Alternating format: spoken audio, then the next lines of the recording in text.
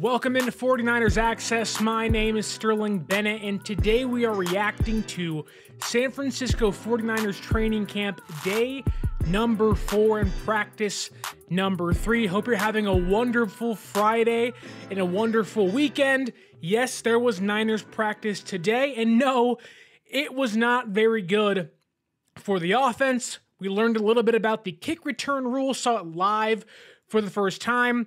Deebo Samuel talked about maybe even being a kick returner. We'll dive into that. Brock Purdy may have a new base salary for his new contract extension or his eventual contract extension. We also got some insight into what the backup offensive line looks like, and I'll just tell you now, it's not very pretty. And Chris Foerster talked about the Super Bowl today and took accountability for that and the loss in itself. We're going to dive into everything today. Before we do so, don't forget to like, share, subscribe, leave that review on the audio podcasting platforms, hit that bell notification, and without further ado, welcome to day number 4 of Niners training camp. It was a good day. It was a much lighter day. It was Friday.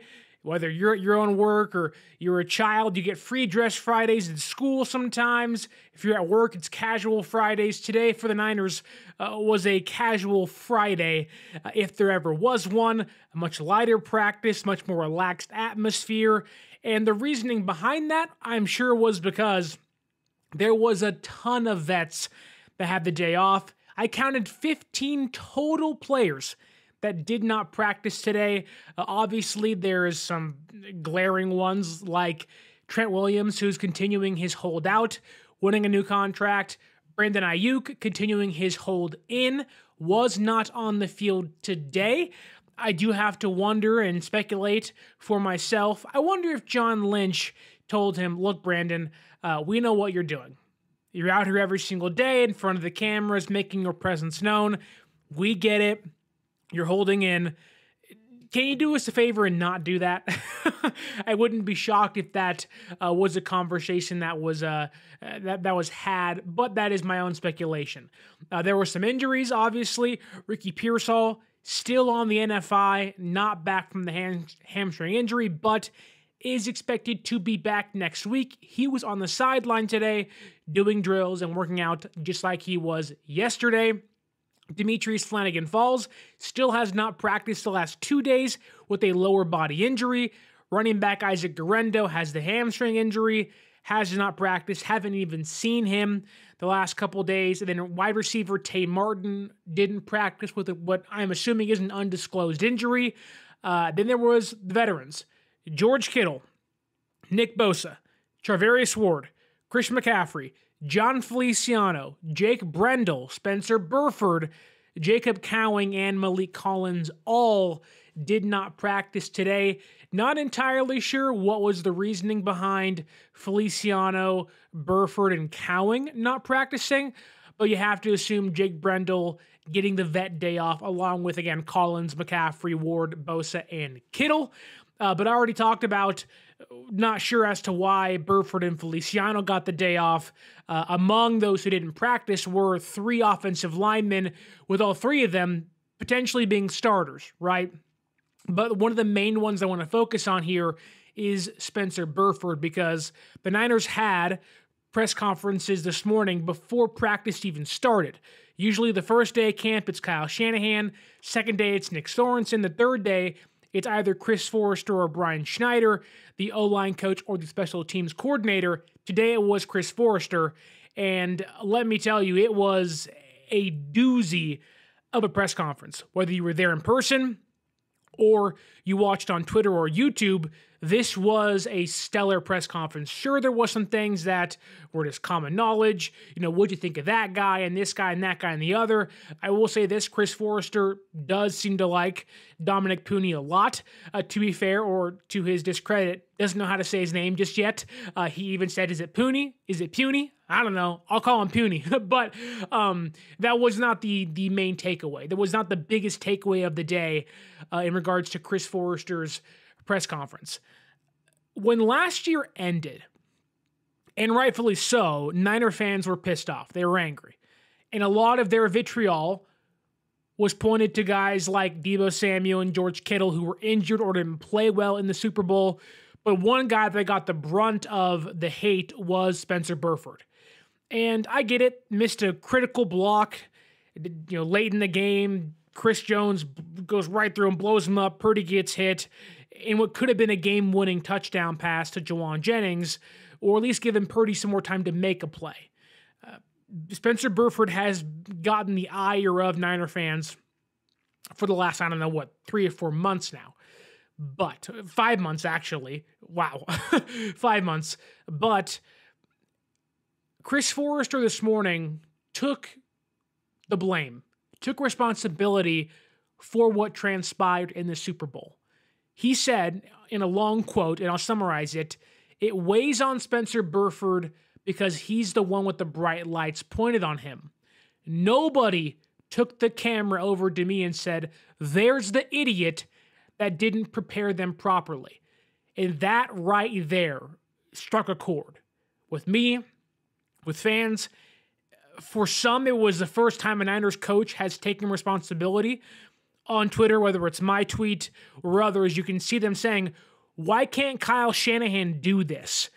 And I do tend to agree at times, but it was the first time really since that loss against Kansas City in the Super Bowl, we heard a Niners coach say, "I messed up. It's on me when those guys don't do their job right. It's on me when those guys aren't prepared." Did he use the term knuckleheads too much? I would say yes, but what Chris Foerster's getting at here, and it's something that has had Niner fans going crazy, is finally having a coach to take accountability. Now, I firmly believe that a coach can put players in positions to succeed, and it is up to that player to execute. I also believe that a coach needs to put his players in positions to succeed. And I think for the offensive line, mainly the right side, it's gotten a lot of hate, whether it's McGlinchey or McKivitz, Feliciano, Burford. And while some of that can be determined based on that player's performance, I think what Chris Foerster said today was, look, they had to go out there and play, sure, but it was on me because they didn't know what to do. They didn't know what the play was. They didn't know where to be, the technique, where their eyes, their body should have been. That was a head. That wasn't even a head coach. It was a position coach saying, "Look, I effed up." And honestly, I don't think this, but there is a portion of fans that think that press conference this morning made Kyle Shanahan look bad because an offensive line coach did what Shanahan has yet to show or been able to do since being a head coach. Shanahan is very, very conservative in his words. He doesn't like to get questioned. Sometimes the ego gets involved. But Chris Foerster today, and what I can say, and I've been there plenty of times in those press conferences, may have been his most open press conference ever. Now, mind you, I haven't been there after a Super Bowl loss to hear him talk, but they've had 5 months to talk about this. And for the first time at the podium, Foerster was like, "Look, I messed up. A guy like Burford doesn't deserve that hate. While it comes with the territory, by all means, blame me instead. It's up to me." And I think he talked about that it was really hard for Spencer Burford to handle that, to deal with that, knowing that I missed my assignment. And while it wasn't the only reason, it was a big reason, at least down the stretch of the game, that cost them. And Burford's a young player. He's a 3-year pro now. This is entering into year 3. On the biggest stage of them all, he may have cost his team a Super Bowl, or at least a shot at it, right?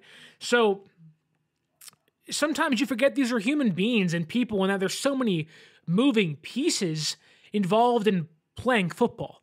Yes, there's 53 players. Yes, there's 11 guys on each side, but there's so many meetings you have to go into, different coaches for each thing. All these people are communicating nonstop. And I think just for a second, if you could, go watch Chris Foerster's press conference this morning. The answer and question are near the end of the press conference, but it was what you look at and say that, like, when I think of a head coach that takes accountability, Dan Campbell, right? Think what you want of the guy, but Dan Campbell will say, that's on me. I trust my guys so much, it's up to me. Dan Campbell may not be a top 10 head coach to you, but in regard to taking accountability for his own actions, he's one of the best. Today, Chris Foerster looked like, I won't say head coach material, but the way he handled himself in that press conference with the question and the answer was a really good answer. And I think for Niner fans, maybe some vindication into, this coaching staff has dropped the ball the last couple years. So that was an interesting way to start a Friday afternoon relaxed practice, right? Where half the starters don't even play. But really, really hoping Spencer Burford bounces back. He's a young player, 5th round pick, started the last couple years, kind of thrust back into being a starter in the Super Bowl where he got benched in the middle of the year last year. So it looks like this year they're going to give him another chance to start. We are seeing that rotation of Feliciano, Brendel, and Burford playing right guard and center a lot, and that's probably going to continue as training camp progresses.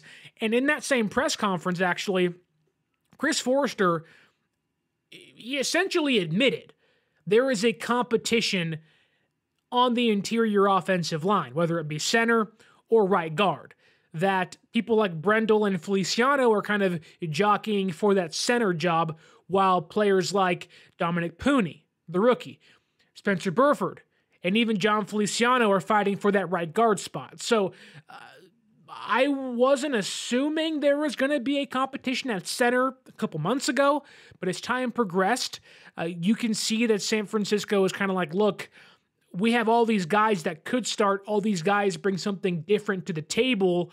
Let's see, may the best man win. And it might be for the best, who knows? But right now we are having a center and right guard competition. I will say this, though.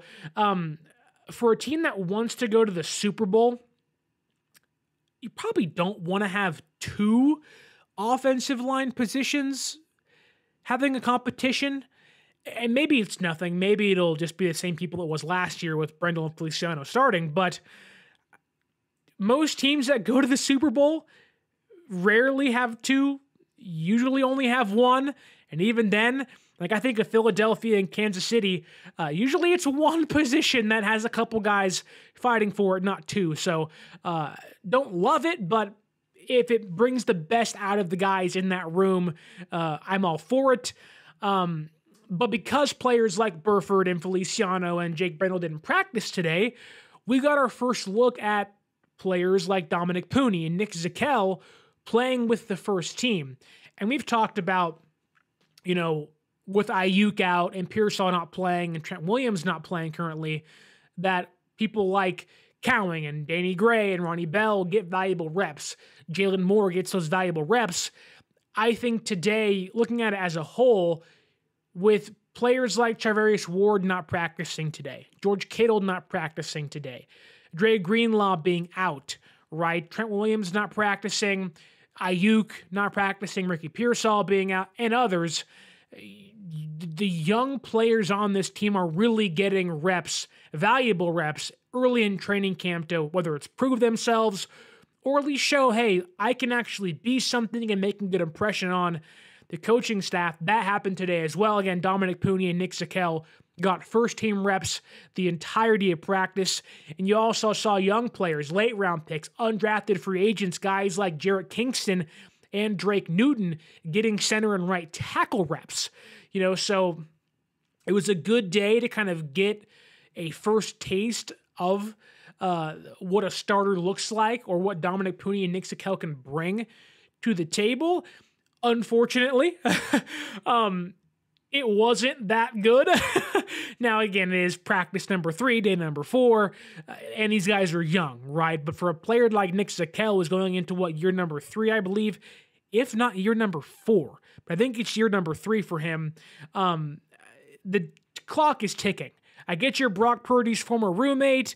You don't have that that crutch to fall back on now. You have to prove yourself, and for a team that has Ben Barch and Drake Nugent and others that can be backup centers, John Feliciano, there is no room for error for a player like Nick Zakelj. Unfortunately, wasn't a great day for the entire offensive line. In fact, I have some stats that are via Jake Hutchinson on 95.7 The Game, a coworker of mine. He put these out for the defensive line today of San Francisco, going against the backup offensive line. I think the only starter may have been Aaron Banks and Colton McKivitz. So you had two starters out there, three backups out there, and it was not pretty. The Niners defensive line, minus Nick Bosa and Malik Collins, so they also didn't have two starters out there. They had 10 stops behind the line of scrimmage, which, funny enough, were led by Tatum Bethune, rookie linebacker out of Florida State. He had two of them, who, diving into what he did today for a little bit, I've always liked his ability to play Mike linebacker. Today really showed that. Good communicator, being loud, pointing out things on the offense. And we are really seeing young players on this defense, rookies on this defense, kind of showing they have leadership capabilities, which is great. Mustafa, Jair Brown, Tatum Bethune, a lot of FSU guys in that grouping, but a lot of young guys kind of being like, look, if I can take control of a situation, I'm going to show myself off. And Tatum Bethune did that today, had a lot of good stops in the backfield, had two of them, led the defense today.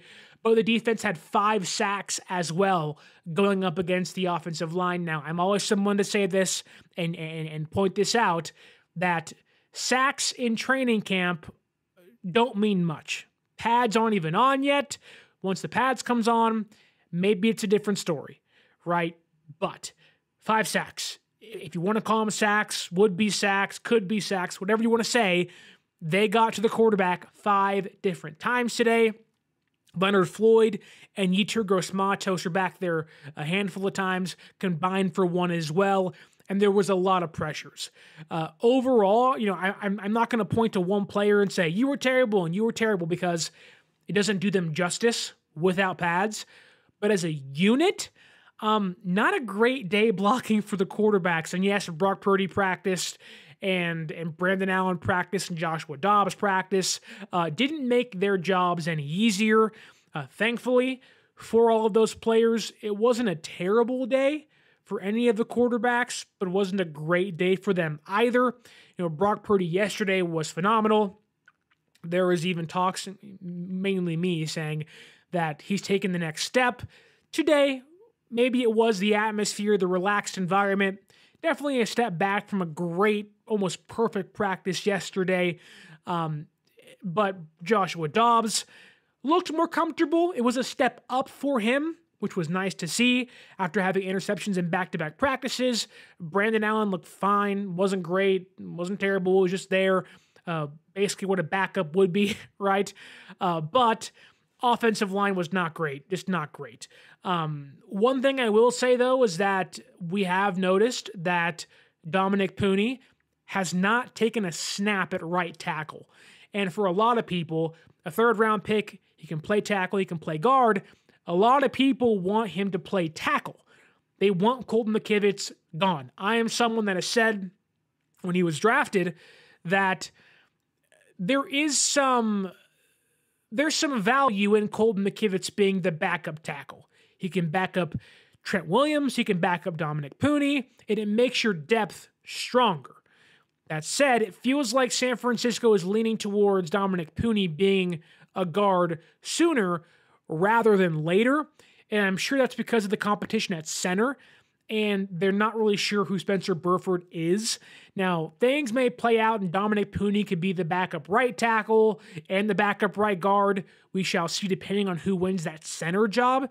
But as of right now, through 3 practices, Dominick Puni has not taken a snap at right tackle, only right guard, which honestly might be his quickest way to being a starter for the Niners, which, young player, third-round pick, if he can start and play well and he can get the reps, he's a good kid. Sitting in there during his press conferences, during OTAs, you can tell he's lively. He wants to get at it. And I think, once he gets in front of the camera more, he will fall into one of the more lovable offensive linemen here. I think about, Trent Williams is great because he's big, he's prestigious, he's a Hall of Famer. Everybody respects Trent, right? But go back to Joe Staley. Well, I'm not saying Dominick Puni will be Joe Staley by any means. No, he could be. Time will tell, but I would not put that on him. I just think personality-wise, he's goofy, he's fun, he's really likable. And I think the faster he starts, the more comfortable he'll get. And I think for a player like him, this is just me kind of putting myself in his shoes, I can tell the more comfortable he gets, the quicker or the faster he gets comfortable, the better he'll be, the more we will see him come out of his shell, which will be great for him. On the defensive side of things, we did get a glimpse of Renardo Green playing nickelback today. Again, the defense they won the day, if you will. Had a handful of takeaways, had 2 on the day. Renardo Green was not involved in any of them, but good to see that they're trying to get him to play nickel, play some outside, and utilize that versatility. Obviously, through 3 days, San Francisco has not settled on a rotation just yet.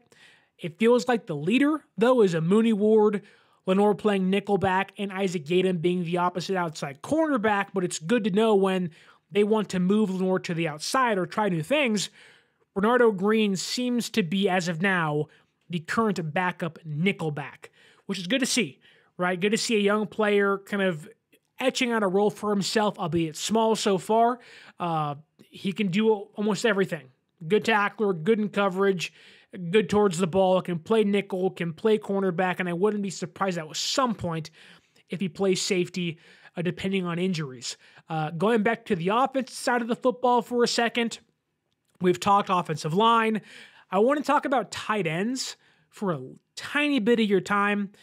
We know, George Kittle is cemented as tight end number 1, but it does seem like there is no tight end number 2, but we potentially have a leader in that room right now, and it's probably not who you think it is.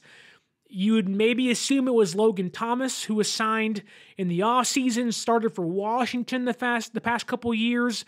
Maybe many of you would say it's Cam Latu, who off the injury, 3rd-round pick. It's a pretty high draft pick for a tight end, 2 rounds higher than George Kittle. Maybe many of you want Braden Willis out there. Jake Tongues, Mason Pline. Seems like it's none of those players. It feels like it's Eric Saubert, who's a blocking tight end. I think was a Denver last year, was signed kind of later in the offseason. Not a big name by any means, a journeyman, if you will. But the past couple practices, Kittle hasn't been on the field. He has been the first man off the bench. He's been tight end number 2.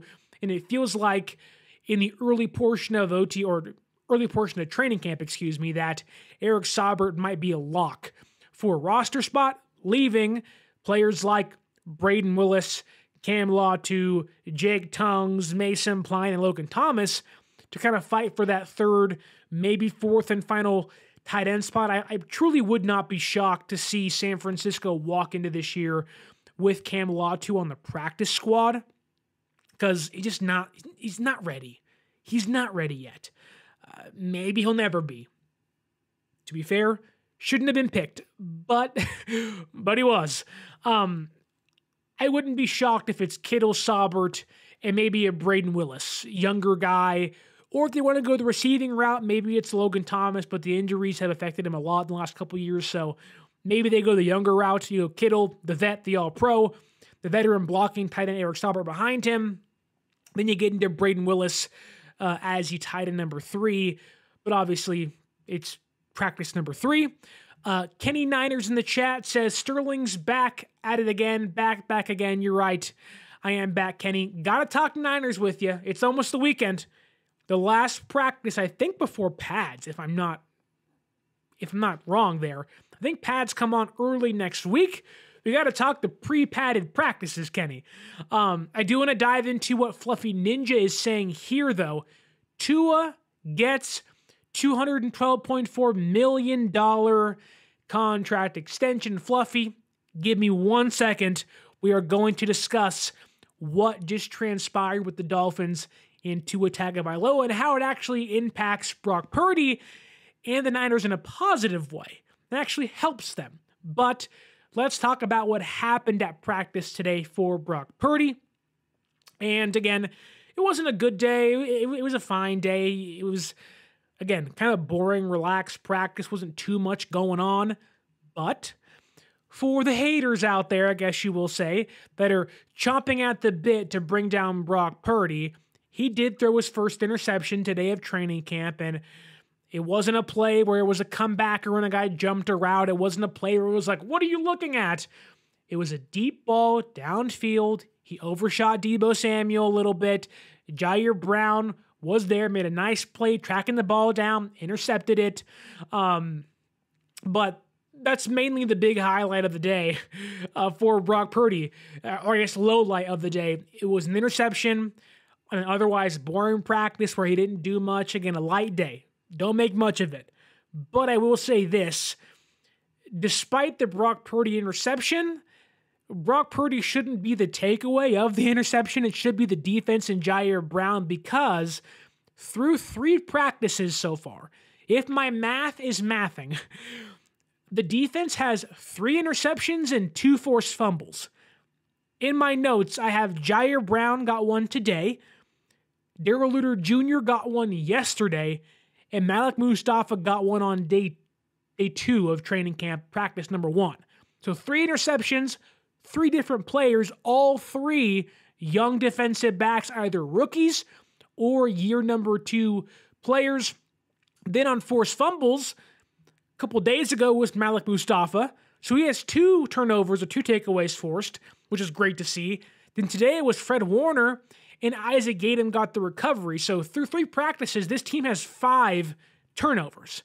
Now, that's bad for the offense, mainly Joshua Dobbs, but overall, the defense is swarming, if you will. They have carried that swarming mentality into training camp in the early portions. And again, going back to what I said yesterday, for a defensive coordinator like Nick Sorensen, Sorensen, who was in the ball meetings, just mainly the takeaway turnover forcing guy, being the defensive coordinator, I'm sure he's having a ball. Watching his team create turnovers, force turnovers, get interceptions, get in the backfield, wreak some havoc. When the pads come on, we'll see more. When the regular season starts, we'll make our actual assessments. But through 3 non-padded practices, the defense is getting after it, and it's good to see. And it's not just one player.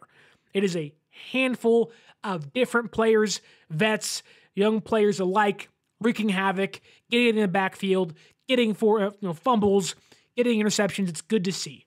But back to Brock Purdy, the man who threw the pick today. And back to Fluffy Ninja's point of Tua Tagovailoa's brand new contract extension. What does this mean for our man's Brock Purdy? So today, just after Niners practice ended, the Miami Dolphins and quarterback Tua Tagovailoa agreed to a 4-year, not 5-year, 4-year, $212.4 million extension, with about $53.1 million being the average salary per year. Now, let me just say this. It was lower than I expected. A little lower than I expected. And I know many of you, like Bobo right here in the comments, says it means Brock Purdy's getting $300 million, which he might. I would not be shocked, but let me ask you this. I did some math here, and again, if my math is mathing, if you added a 5th year to Tua Tagovailoa's contract, that's the common quarterback extension, right? You have a 4-year contract for your rookie deal with the 5th-year option for a first-round pick. Then usually guys sign another 5-year contract, right? So say you added a 5-year deal with the same average contract per year. 5 years, $53.1 million per year. Do you know what that comes out to? Only $265 million. So I know people are saying $300 million for Brock Purdy, but Would the Niners actually go $35 million more than Tua Tagovailoa? Now, I'm not saying Tua is better than Purdy or Purdy's better than Tua. Obviously, I have my opinion of the quarterbacks. I would lean towards Purdy, been far more successful, but the Dolphins did not pay Tua a lot of money. Now, it's $53.1 million, but it didn't set the new record. He's under Burrow and Trevor Lawrence still. And when you see these contracts play out, now we shall see what Jordan Love gets from Green Bay, but if Jordan Love gets a similar contract to Tua, I don't know if Brock Purdy's going to get $300 million. He might. He certainly might.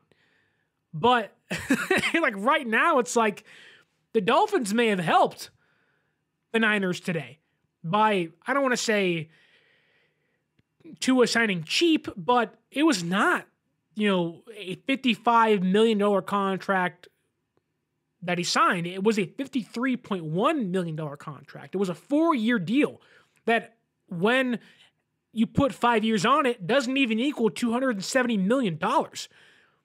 There's a real chance here, and again, time will tell, Purdy may not even get $300 million. Purdy may not reset the market now if this season progresses and they win a Super Bowl or they go back to the NFC Championship game and he stays healthy. He definitely might get that contract, but it's like the Dolphins may have helped the Niners here a lot. Now, we talked yesterday about Bill Barnwell's prediction for what Purdy's contract could be, his projection.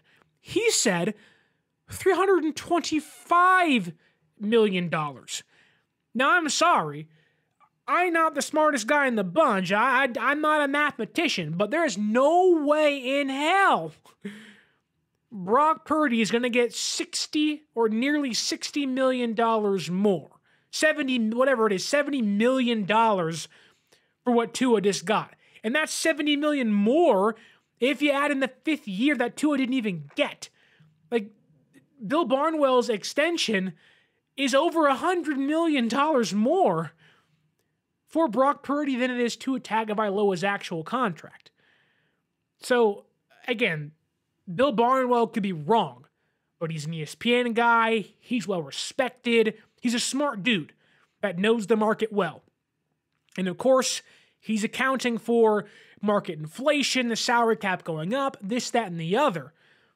But it's really Jordan Love and Brock Purdy, the next two guys that are going to get paid.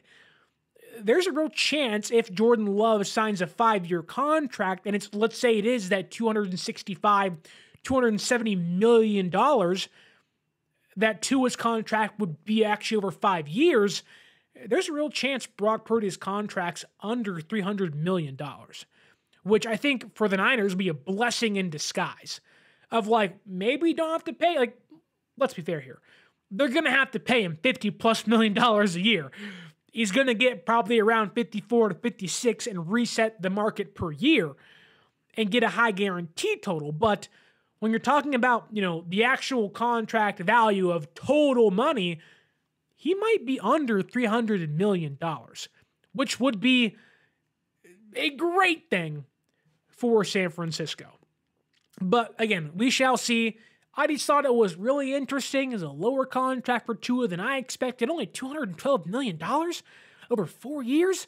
It's not a lot of money for a guy that was expected to. And I think that's the reasoning, right? He was expected to reset the market. Now, like Laurie Matthews says here, he has concussion issues. Laurie, you're right. There is some real injury history with Tua where there's a reason that contract wasn't 5 years.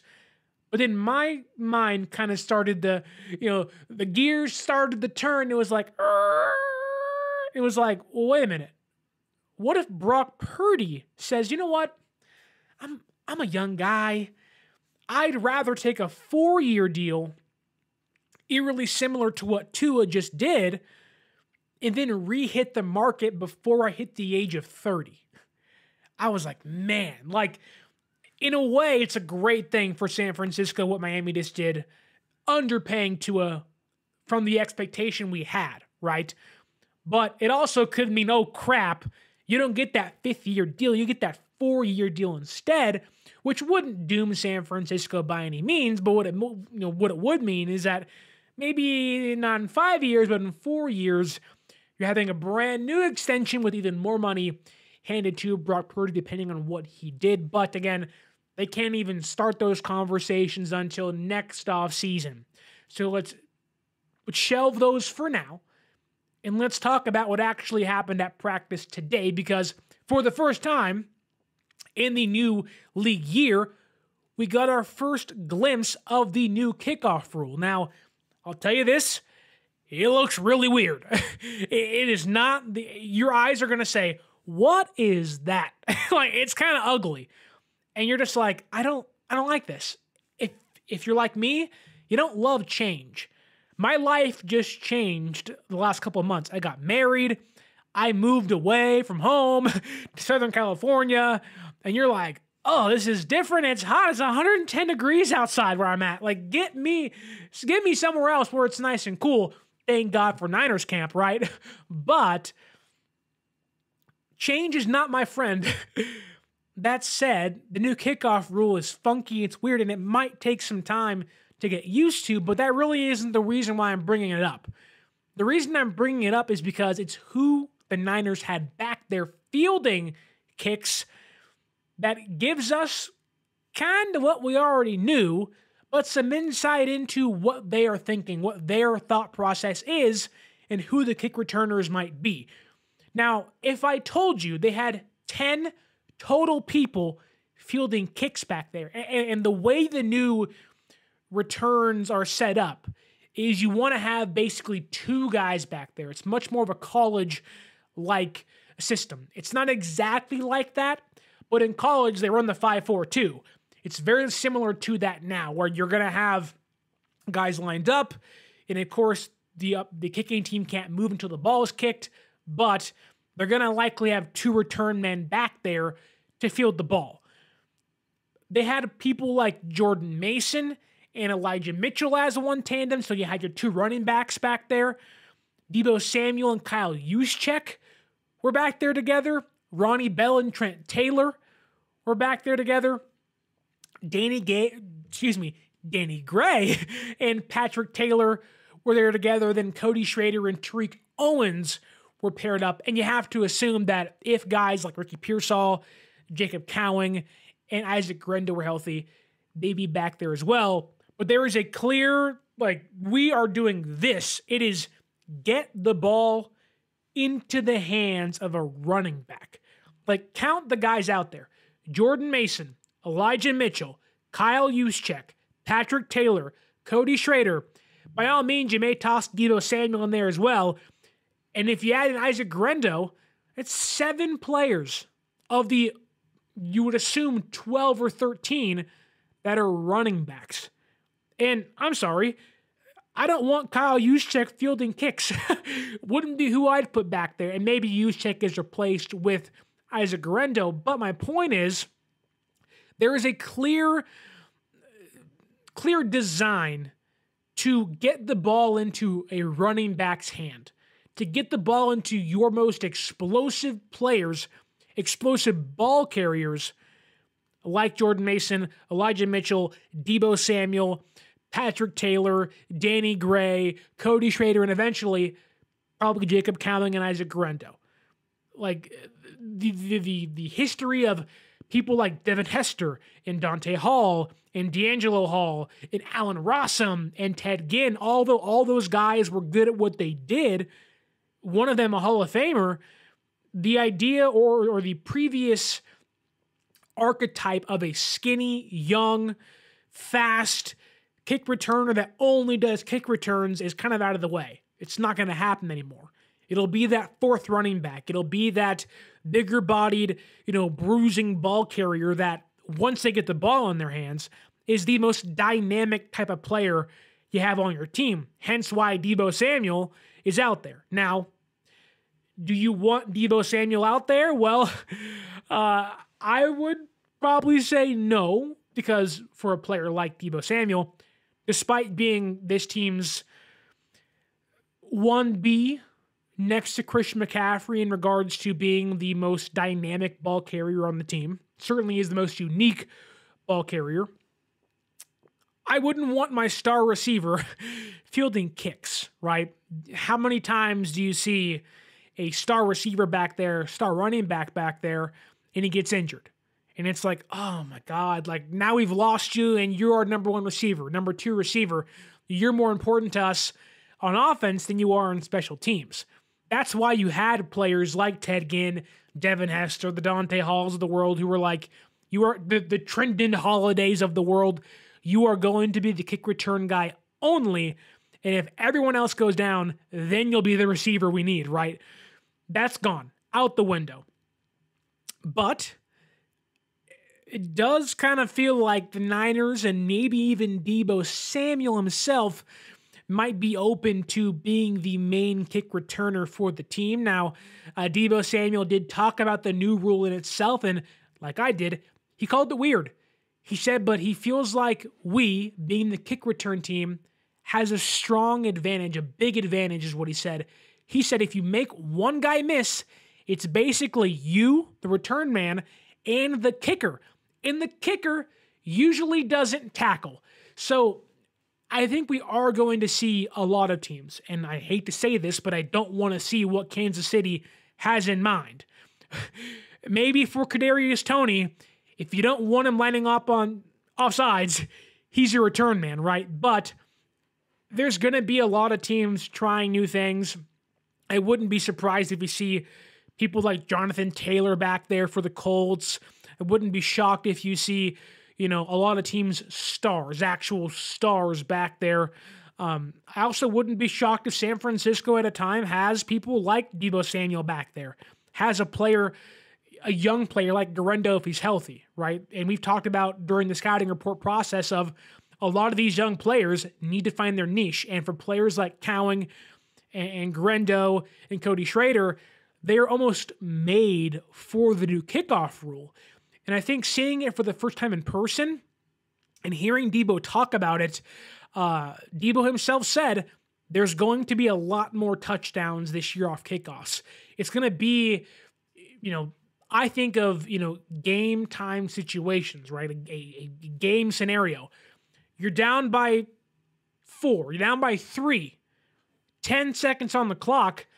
The NFL is going to find themselves in situations where you give a return man 10 to 15 seconds to work with, they may get a 60-yard return and set up a game-tying field goal or a game-winning field goal, which is what they want. They want more offense, mind you. But a lot of kickoffs aren't going to be gimmies or the game's over, kick it out of the end zone, which can still happen. But I think we are going to see even more points being scored. Now, how much is that?